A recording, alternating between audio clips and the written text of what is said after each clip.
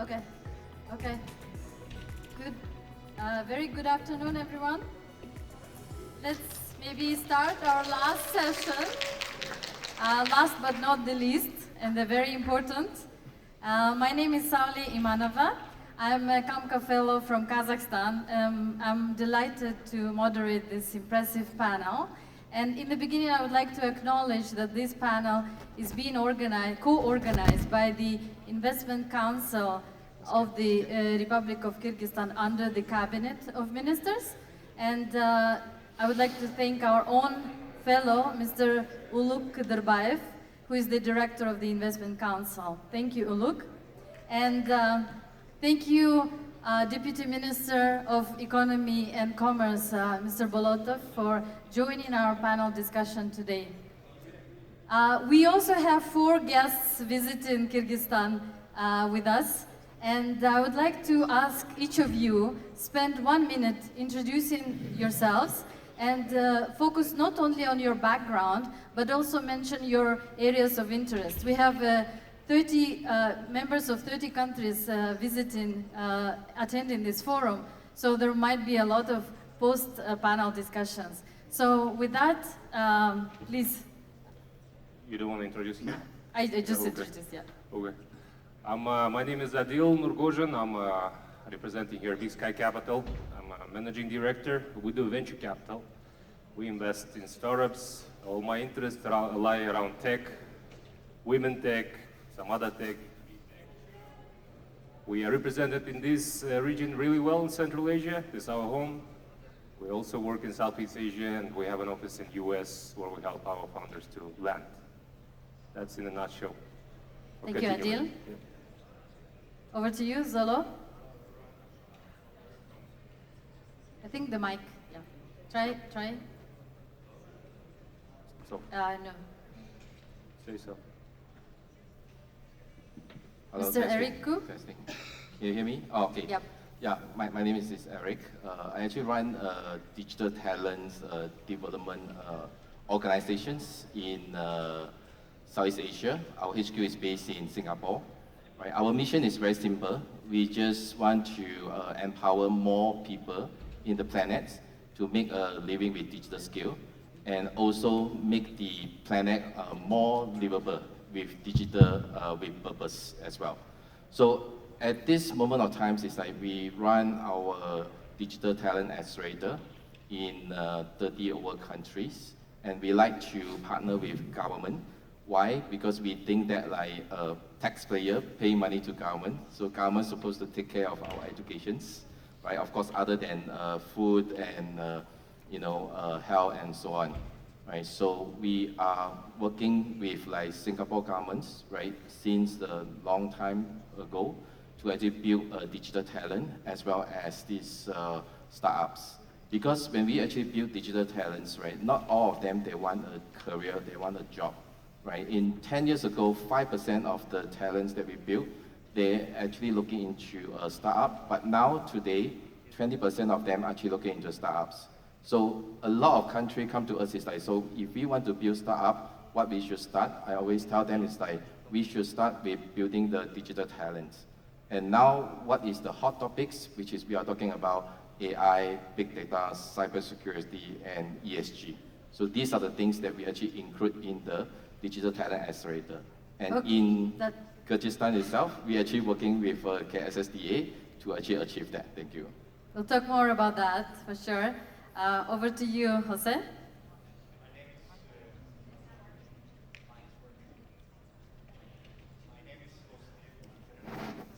Maybe take this one. Hello. Yep. My name is José Diego Manzanera. I'm the CEO and founder of the company called Gulf Business Consulting in Dubai. We work for almost 20 countries. We are a business and investment advisory firm working for companies and private investors and family offices from the Middle East that invest mainly in Europe, US, and Canada, and I hope also in CAMCA region very soon. Thank you. Thank you. Sorry, yeah, please. Okay, I guess Hello, I'm Zolbayar from Mongolia. It's my first time here in Bishkek, very beautiful city. I've been working on Mongolian capital markets for years now. I worked on establishing Mongolia's first mutual fund, and then I also founded the financial media company called Lemon Press. I think it's the first financial media company in Mongolia.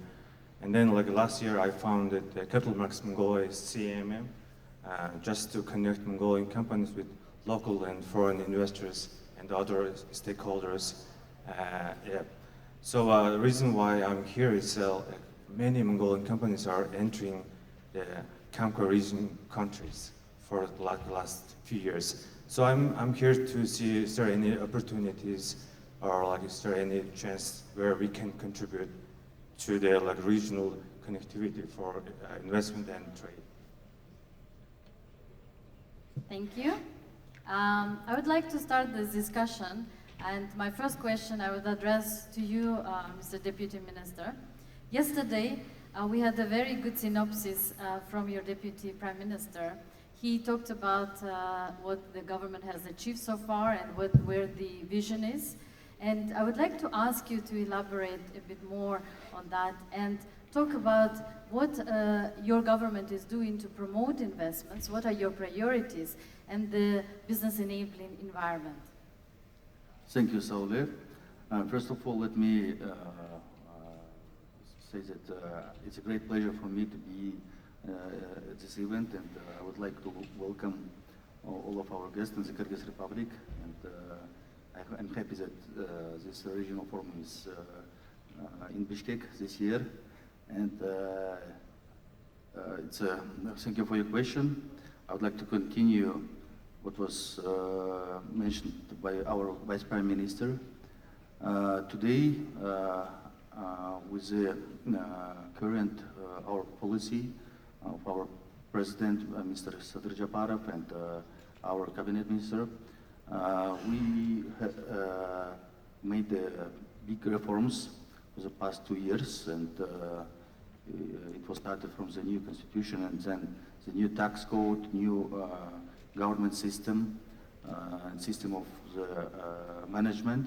So now we have the strong and sustainable policy, concrete, what we're doing with the private sector, with investors, and we see that according to the latest information, the average growth of GDP of the Kyrgyz Republic is about 8%. Wow. And we made a lot. We mobilized not just the public financing, also the private financing. For the past years, we created bilateral funds with Azerbaijan, with the Hungarian government, together with Uzbekistan. And so we created a system which, before we had the problems with the financing of private sector. So now we created a system which has enough financing and long-term and cheap financing for the private sector. And Capital is very important. Yeah. We have delegates from more than 30 countries today attending this forum. If I could ask you to use this platform, maybe a little bit of pitch, but also tell us what Kyrgyz Republic has to offer today. Services, talent, what sector should be looking at and paying more attention in terms of your country potential? First priority was, now it's energy, clean energy, and you know, recently we started the project Enkhbaatar 1. It's a regional project together with our neighbor countries, Kazakhstan and Uzbekistan. Huge project. The investments will be more than 6 billion. And that project is not just for the energy sustainability, it's also for the agriculture of the region and food security, and many other energy projects in solar with IFC, with Asian Development Bank. And so the priority for from the last year was energy. So, and we started the preparation of the project, the feasibilities for the World Bank on the Enkhbaatar 1. Recently there was an investment forum in Vienna where we presented all of our energy projects. And all of the projects we promoting with our partners and neighbor countries, because we know and we that hydro projects should be implemented together with our neighbor countries because of the regional water security, water control. So we now open for cooperation and with the political will of our leadership from our countries, those projects are started the real implementation. As you know, recently there was a signing of the agreement of the construction of railway, China, Kyrgyzstan, Uzbekistan. It also shows that political will, because all of the projects was discussed more than 20 years, but now there is all conditions for the project, because we prepared the system, clean, transparent, and system where we can give the all condition for the investors and for the investment projects. And for example, tax code, we have last year we approved a new tax code, and we can give the clear system of the tax exemptions for the projects. So most of the projects are controlled and under the control of our leadership, and we have the system where the deputy ministers and local authorities are also promoting the investment projects. Thank you, and for mentioning the regional integration. We talked a lot over the last 2 years about that. That's very promising and encouraging to hear. I would like to jump now to Mongolia. Our annual gatherings of CAMCA network is always a great opportunity for me personally to learn about Mongolia. Unfortunately, and hopefully we'll make more progress in that, but we living in, those people living in Central Asia know very little about Mongolia.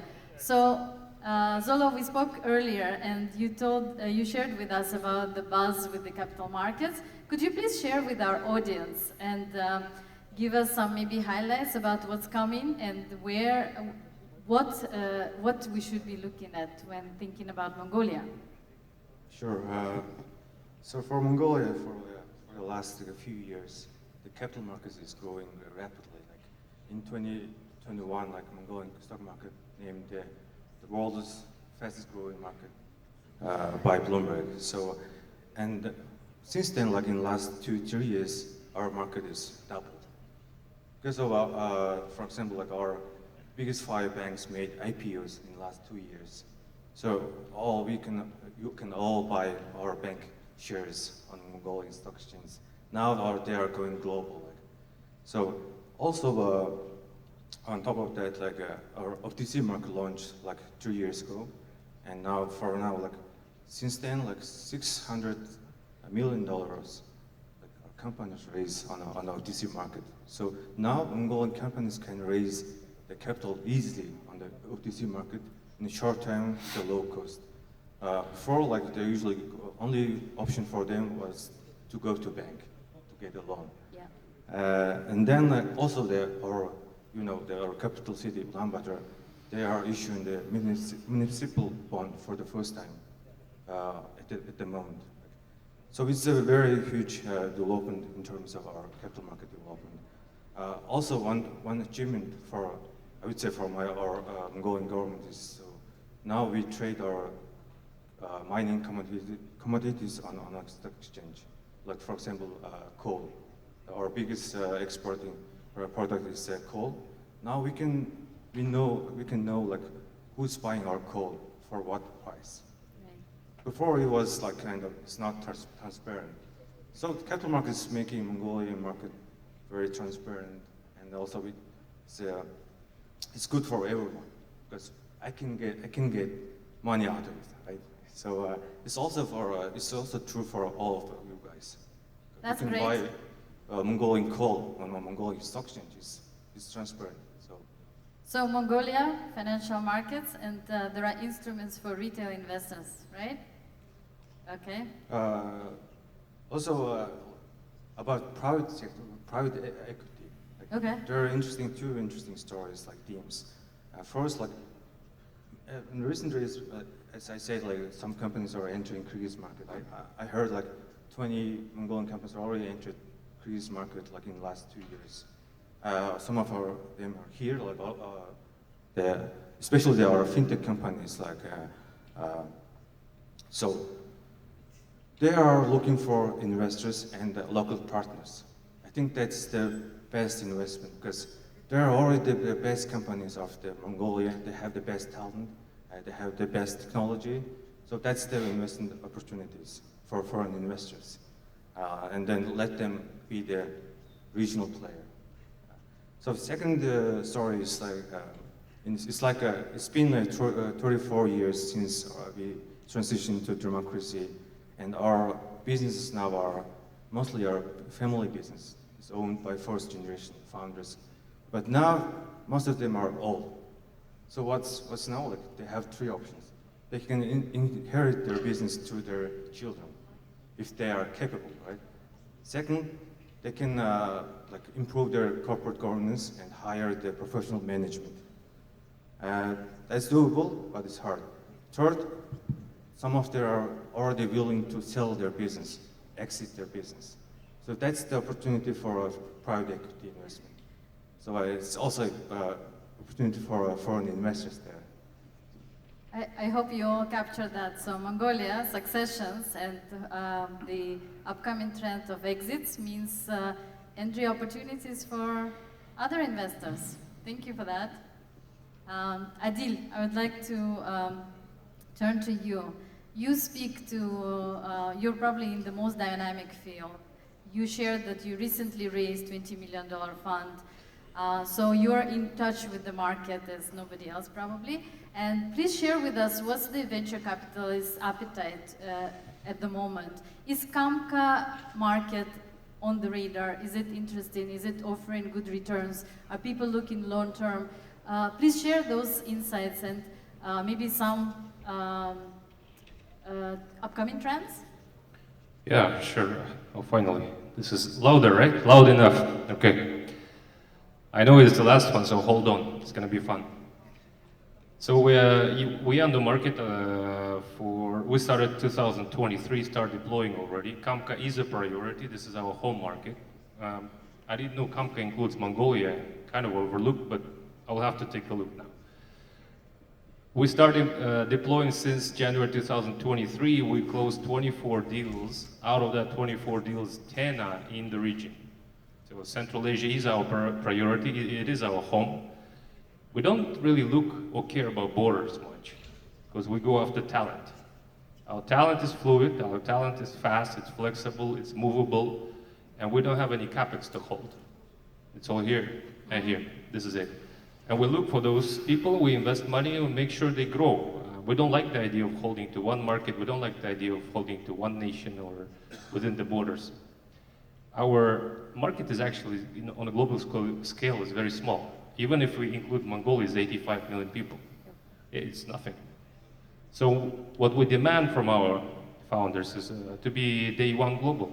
Whatever they say, whatever they think, whatever they compete, whatever they come up with, needs to be competitive at the lowest on the regional scale. Now, speed matters, technology matters, talent matters, but most importantly, they need to expand immediately to the next markets lying down. So if it's a Kazakh startup, I want it to be in Uzbek market within 12 months. I want to go Kyrgyz, I want to go to Azeri market, definitely Mongolia. Now that they have a lot of money, seems like. circulating. Yeah. $5 million we've deployed so far. As I said, half of it is here. It's small check, yes, it's small check, but it starts small. We deploy small, but then we grow with them, and people here understand my business. My business is very honest. We don't take loans, we don't take collaterals. We come in straight to the capital, and we risk together with the founder. Equity. We jump into the same boat and we paddle, just like they do. And we lose sometimes, but we make a lot when it works. So that's our business, and we do it right. Our business is also transactional, which demands trust. Essentially, investment is about trust. On a macro level, people talk regulations, blah, blah, blah, blah, blah, blah. If you cut that BS away, it's about trust. Trust is built by what? By communications first. Second, by the rules, hopefully that are not violated and not changed all the times. And the most important, by the transaction. If I have a transaction, if I have money flowing to him, that's the best of the trust I can do. Now, he will pay attention. Before that, we talk. Talking, policy, blah, blah, blah. Doesn't matter. You close the deal, you send something, you ship something, you take the risk, you accept something. Trade starts happening, capital is flowing, people start moving, trust is there. Our business is about trust, about these people, about talent, trusting each other, about all these markets. So it's fair. It's very fair, it's very straightforward. 12 to 18 months, a startup will be dead, or it will thrive. And it's very clear from there on. There is no thinking opportunity, no dragging opportunity, no regulation opportunity, whatever. It doesn't work for us. It's fast. It's fast, it's very clear, very fast. So we enjoy it a lot. This space is keep it, it's growing. The region is growing. $80 million worth of deals we closed this past quarter. That includes Kazakhstan, Kyrgyzstan, and Uzbek market as well. Not sure Azeri have a lot of money, a lot of talent. Most probably they also have another 5, easy. It's tripled within 2 years. It's gonna double again, and double again, and double again. That's what's gonna happen.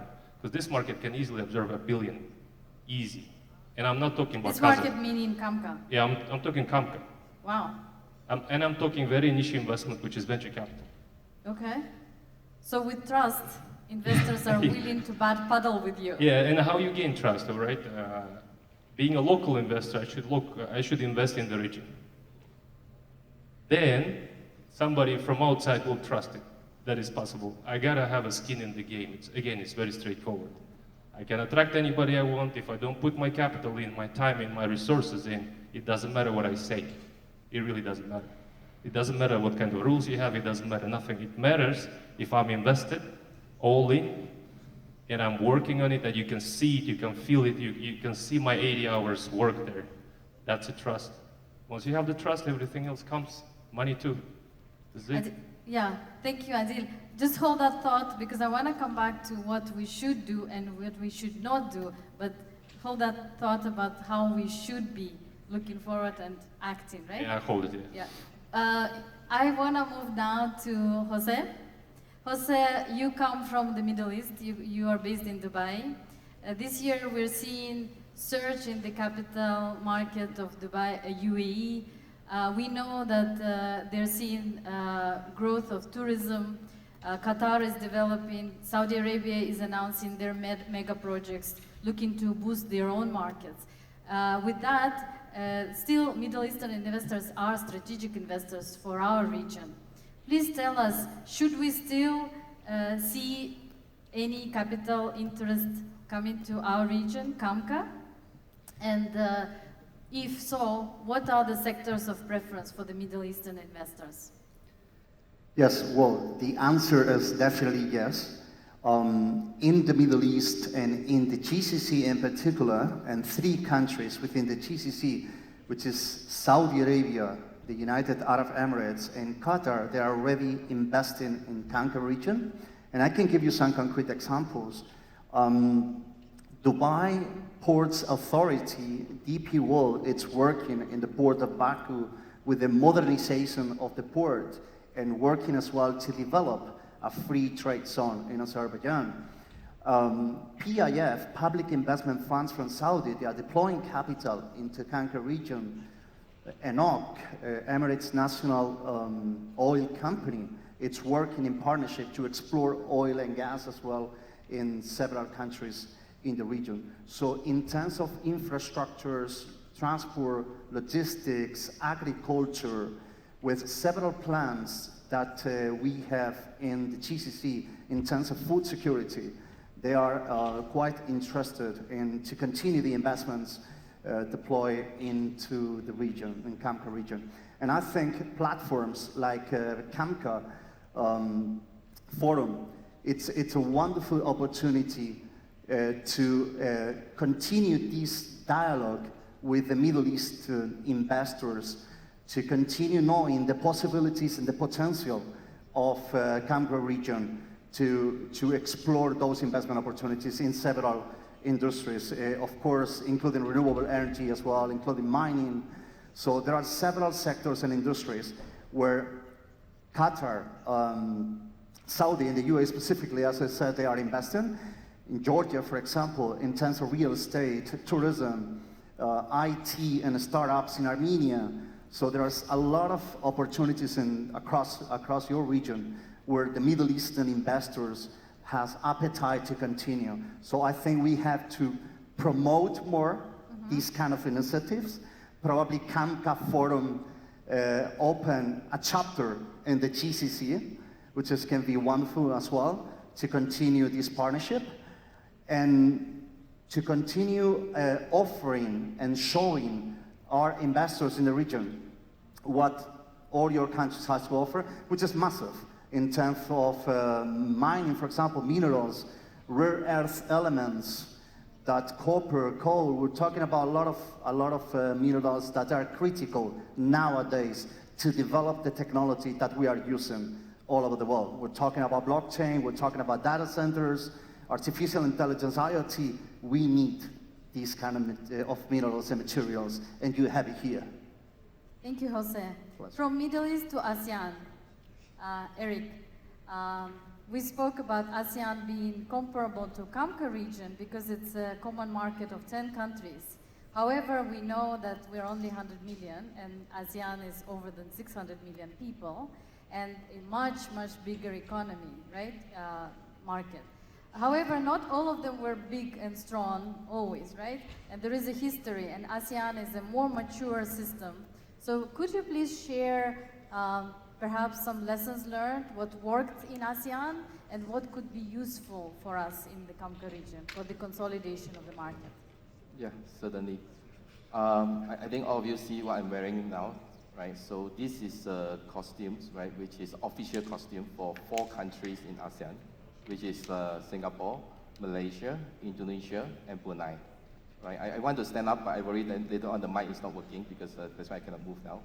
Now, you see, when we see ASEAN, of course, the people know about the populations, right?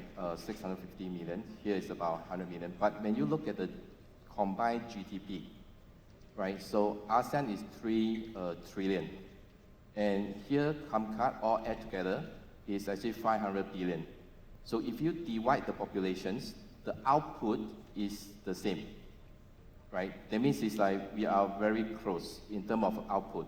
But what ASEAN has been changing since the last maybe 20 years, right?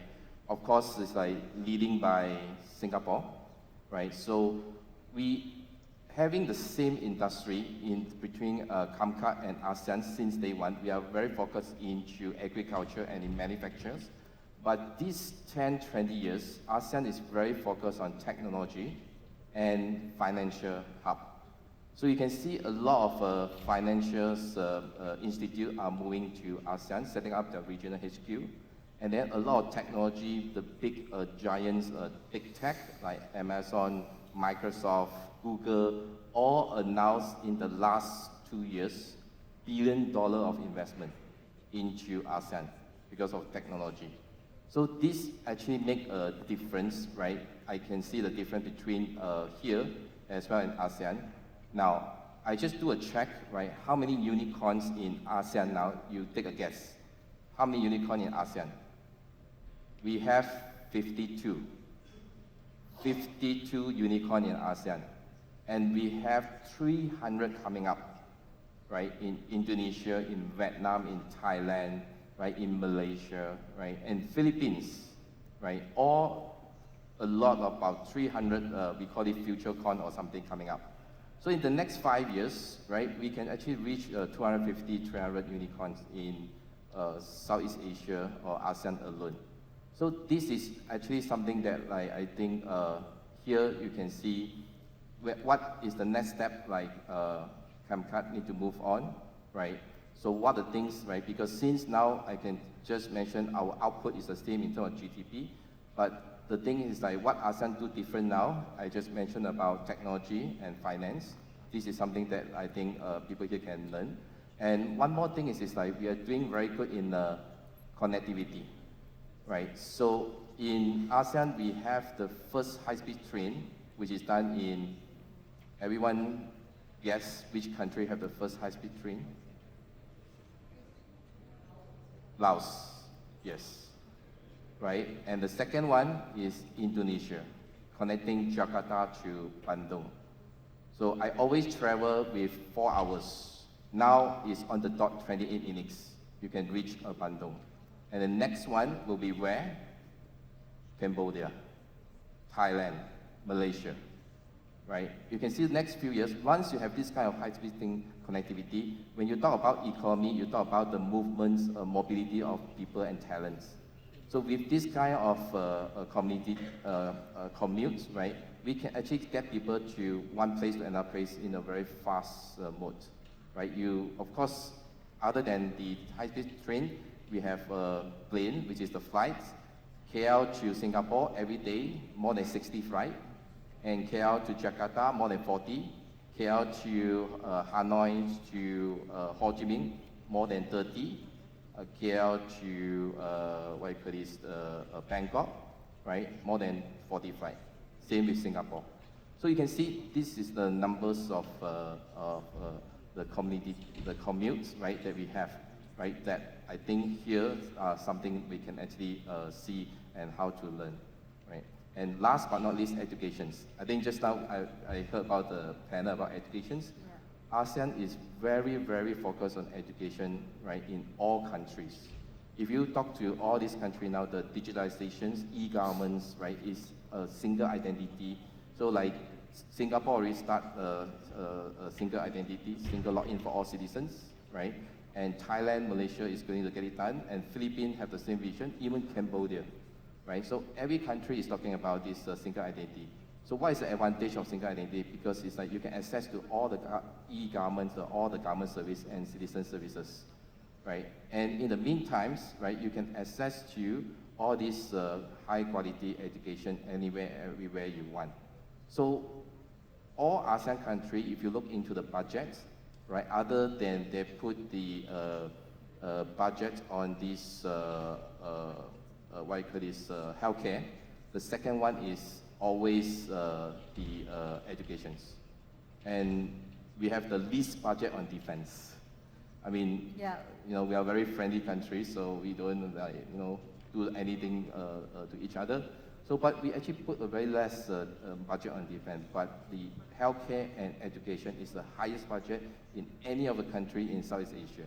So this one is show that like how commitment, what is a commitment by our ASEAN country government to improve the education system and create more talents so that it can actually venture into digital economies and finance and make a change to the region, all the countries. Thank you. Thank you, Eric. Good, we discussed connectivity and education topics during our forum earlier. I want to come back to the topic of investments, and I am personally feeling there is a dynamism coming from entrepreneurs, venture capitalists, innovators. The government is doing reforms, very focused on the GDP growth, right? At the same time, maybe my professional deformation, I deal with investors and I hear a lot of negative investor feedback, be it any market in Central Asia, in CAMCA or Southeast Asia. And I would like us to be very frank and talk about the challenges the investors are facing. Some of you are going into other markets, some of you are acting as foreign investors in our markets. So what should we not do, or what signals should we not send to the investors in order not to confuse investors about our readiness and interest to attract capital? It's an open floor question, so anybody, please. It's just coming back to the same thing as I just said before. Trust. Yep. You don't violate it. So if people come to your country or to our region and they invest money, usually depending on the size of the investment. If it's in infrastructure, mining, or oil and gas, or anything like that, it's huge, and it's essentially like 30, 40, 50 years horizon. Because just to develop an oil and gas field, it takes 10 years before you actually get to the point when you have enough capacity. So you don't violate the rules that you essentially adopted, and you follow the contract. It's actually, it seems like straightforward stuff. But then on the other hand, not always true, right? That's one thing, and that's on the governmental level. On our personal level, on the business side, come back again. You promise, you deliver. Actually, it's very simple. This is the way trade was done a long time ago, when everyone was going around the sailing and the seas. It's the same stuff. You just don't violate. You promise, you deliver, or you don't promise. Better to spend working it instead of violating something. Again, investors are not dumb. For us, our part of the world is CAMCA is too small. I like the idea of talking about Central Asia. We've been doing it as a venture capitalist for the last 5 years. We're not talking about straight, but for us it's always Central Asia. There was never Kazakh market. There was never Kyrgyz market. We don't really care. But the region itself represents a good opportunity, sizable opportunity. Population-wise, economy-wise, the dynamics, the growth rate, everything, talent. And we have to sell the whole thing. When we're outside, we should say Central Asia. There's no difference between me and Uzbek or Kyrgyz at all, like at all. Even ASEAN performed really well. I discount that because on average ASEAN countries are 60 years old on independence, approximately, a little above, twice older than us. And those are completely different people talking to each other. Completely different languages, completely different cultures, completely different religions. I mean, this is a very separate, very actually segmented market. But even them managed to make it a one single large piece, and then even then they position themselves as Southeast Asia's 700 billion people. That's the way to go. For us, there's no such problem. We are more homogeneous. We speak the same language, pretty much it's the same culture, it's the same food. I cross the border, it's going to be the same people, we have the same religion, we still have the same infrastructure. I don't know why we have to divide. I don't know even why we have to think about it.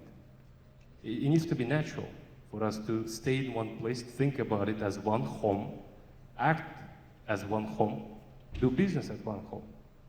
That's the mentality we should pursue. That's how we should be operating, and then this 85 million will grow into 90 to 100 very fast, 5 years, because the birth rate is good. The GDP is growing fast. The whole thing will sell. Then we're talking about larger markets, then we talk about dynamics, etc., etc., etc. We have nothing to fight about. There's nothing we cannot agree. Because we are same pretty much. It's not like maybe minor tastes different, minor traditions different. It's not like talking Thai and Philippines, or Indonesia or Philippines. Those are different, like completely different people. Still, together they managed to build it. For us, it should be a piece of cake. If we do it everything right, yes, we have independence, blah, blah, blah. It will all calm down eventually. We'll come to the stage where we'll act like a mature people, like a mature market. Since then, it will be a nicest, fastest growing region in the world. There aren't many opportunities in the world, actually. Southeast Asia represents one, but Central Asia is there too. It will grow, it will continue growing. It offers not only talent, it also offers mineral resources, it offers logistics, offers all kinds of stuff. I want to echo what you're saying. We arrived in Bishkek on the 11th, and then our friend Gauhar hosted dinner. We couldn't make to the reception because we came late. There was traffic at the border and all that. And then we're sitting at the dinner, and our good friend Mirgula Mirzakova, who is the national of Kyrgyz Republic, but a very successful businesswoman and C-level executive in Kazakhstan, she was given a life example. Her brother, living in a rural area, was thinking about emigrating from Kyrgyzstan. If you don't mind, I'll share that story. And then she sat down with him, and she said, and she pushed him to invest into a guest house. And she said, hey, there is tourism potential, you host those tourists and provide those hospitality services. And she pushed further. She actually went into the village, and then there was somebody who was doing honey. And then she said to that family, okay, you do the tea ceremony. Tea is for free, but you sell honey. The other guy would do the horse riding services, right? And for those who don't know, Kazakhstan has started developing tourism maybe in the last 15 years, but we all know Isikul, and we are those from Almaty. It's a religious thing almost to once a year to go to Isikul, and it's amazing the level of hospitality and the services of those. Any house can turn into a guest house. So this is the level of service-orientedness of the Kyrgyz people. And then I really appreciated that very simple bottom-up approach and the notion of the shared prosperity. Because that's what you're talking about. Let's think big. Let's think about prosperity for all of us. And then we all gain. That's, I guess, the ocean, right? I just want everyone moving. Coming here, then moving to Almaty, Astana. There should be no borders, especially among ourselves. There's another thing. There are a lot of diplomats talking about big powers playing and etc. Wars and stuff happening. I think if we think about ourselves first, and always think about this 85 million people's interest first, whatever happens, first about this 85 million, we'll be fine. We'll be just fine, so long as everything should be filtered from one filter. We are acting according to this 85 million interest. Whomever big comes, whatever they offer, whatever they lure you with, it doesn't matter. 85 million, we act according to our interest, of these people. Geography, keeping in mind strategy, but it doesn't matter. Whatever the people guys say from all over the world, offer what kind of stuff they offer, it doesn't matter. We act according to our interest of this 85 million. If we just do that all the time, we'll be fine. So don't break the trust, transparency, clear games of the rules of the game, right, for the investors coming into your market. And then maybe a few more comments about what CAMCA countries should do to promote its common market, right, to be attractive for investors. I would like to invite other panelists to comment on what should be done. Yeah, I myself is an investor, so we invest into early stage startup. So as mentioned, it's like we help government to train a lot of digital talent, and 20% of them they went to the startup.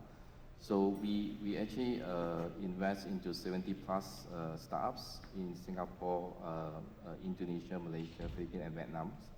And in our startup accelerator, we have 1,800 startups in the regions.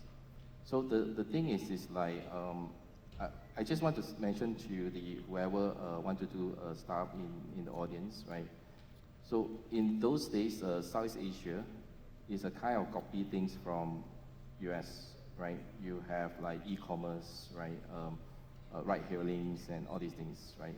So we already copy all the things and then we make it big, become unicorns, right? But now we change, we become focused more on patterns, more focused on the technology itself, right? Not on the user base, right? So when it comes to this Central Asia, right? So if you're still doing those for user base, it's quite unlikely the investor are so interested. But if you look into those which is technology can create an impact. So in Southeast Asia now, we are very focused in net zero technology. So because the world is looking into SDG and ESG, everyone have to achieve net zero by 2050. 195 countries signed the Paris agreements. But the question is like, if you ask yourself, it's like, how do we do that to get net zero?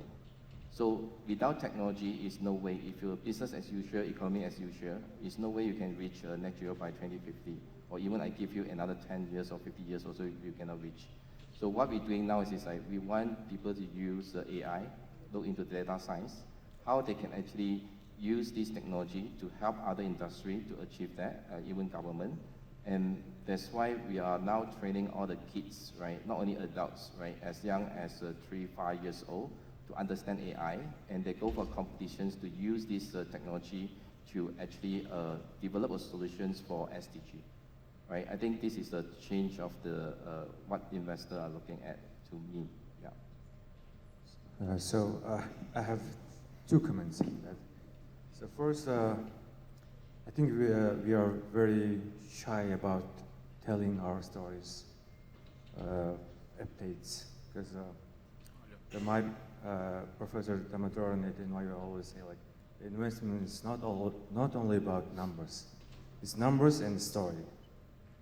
But for most global investors, the Central Asia is like a hidden region.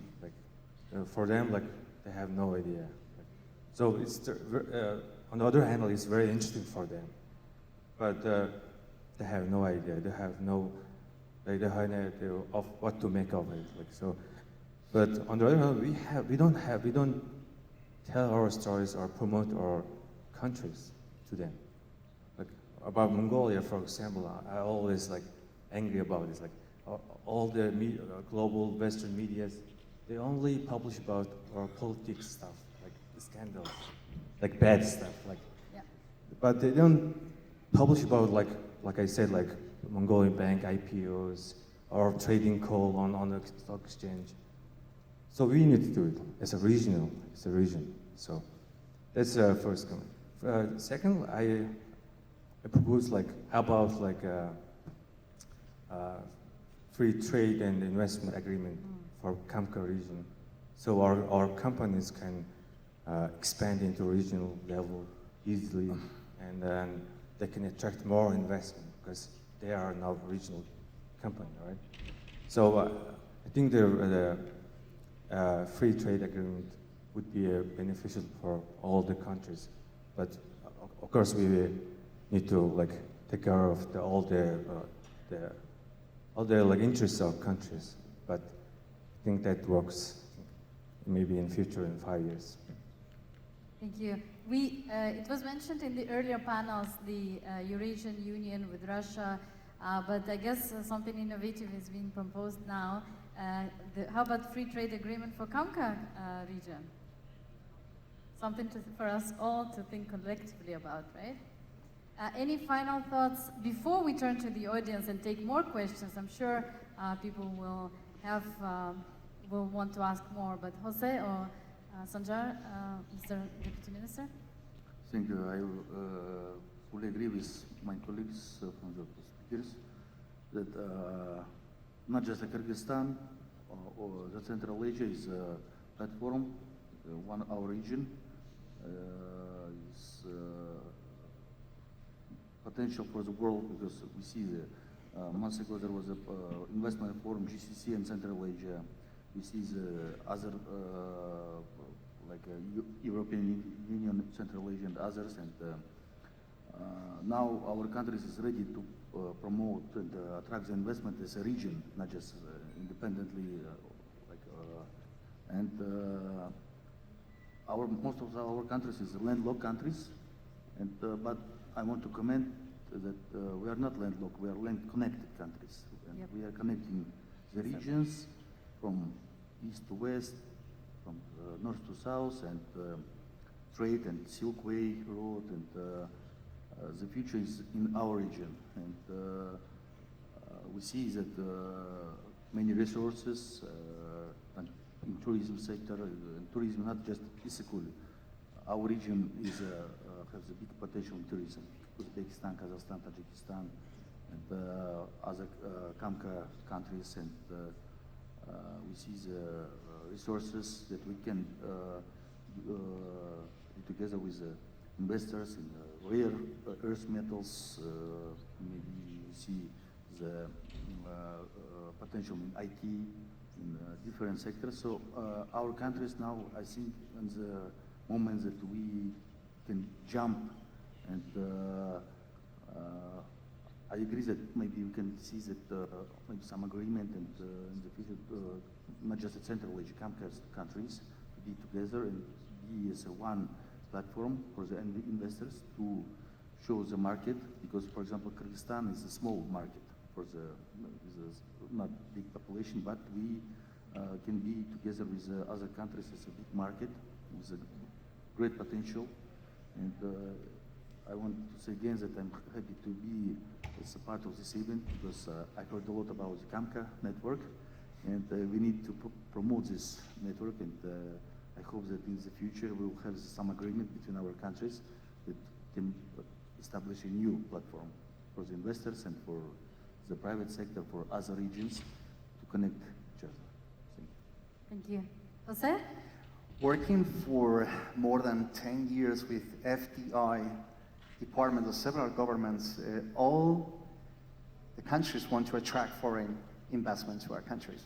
But for that, you need to work in several areas. And coming back to your questions, so what the governments can do, which is to create and work on geopolitical stability, in economic reforms as well, and regional connectivity. I think these three main pillars will give a lot of guarantee to the investor, because at the end of the day, investment is looking for stability, it's looking for security, it's looking for guarantees. So we want to promote the possibilities in our countries to attract FDI. We want to attract, but we have to protect the investment as well. So if we are able to provide that kind of guarantee to the foreign investors, you will be able to bring massive investment to CAMCA region. Thank you. We still have 8 minutes left. I would like to invite the audience to ask our distinguished guests. Please, can we have the mic, please?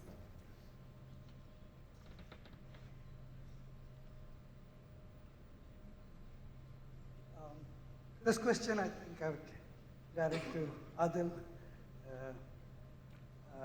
Given the experience you've had investing and building startups here, as a foreigner, when I came to this region, they said you are entering a frontier market. It's an emerging market. It's complex. It's unstructured. The rules of the game are not clear. But I think you seem like a very successful and sharp investor. And to me, there's always a market opportunity, structured or unstructured. There are bold entrepreneurs who go after it, taking some risks. So just can you please unpack that for us? I mean, is that really some mystery, or it's as simple or complex as anywhere else?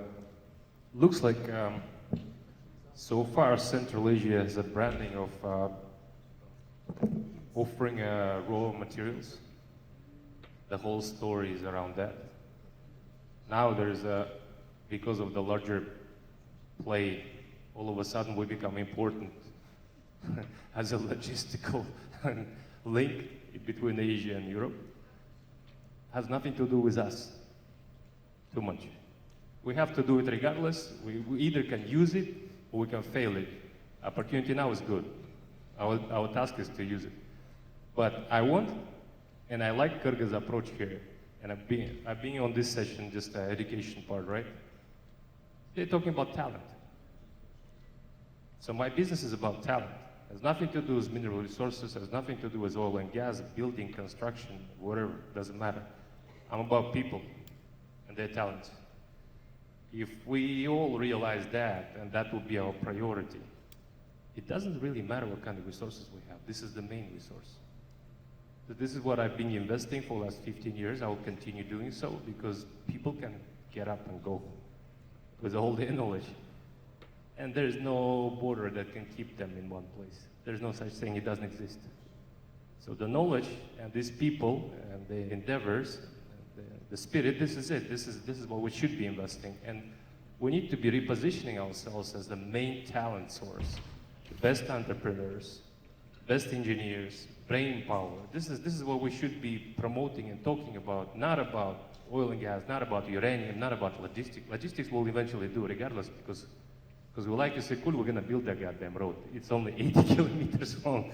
We will eventually get it done. But it's about people.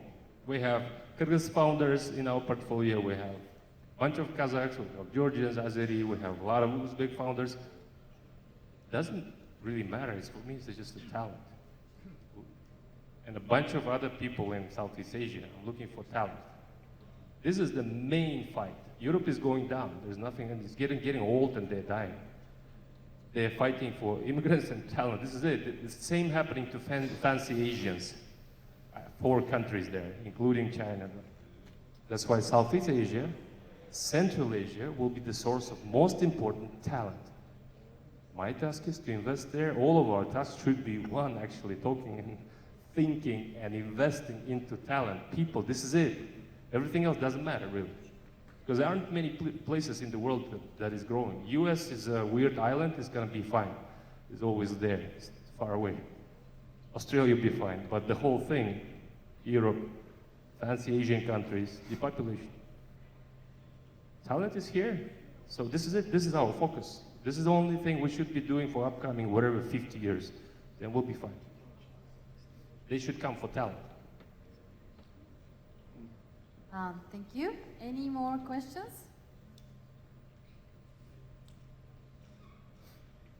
Okay, we're making it Tired, huh? really You guys are tired. punctual. I would like to thank our panel and say, when I look at the map, this is what CAMCA has done to me. I no longer see Central Asia, the way that we are traditionally grouping ourselves, right? But I always see Mongolia, I always see Caucasus, and I would love to see more of Afghanistan, of being part of this bigger and stronger region. And thank you so much to my fellow panelists that we talked today. We live in a very difficult geopolitical environment which changes fast. We are where we are geographically, but thank you for this session to be focused on people and the talent. Thank you so much. Thank you.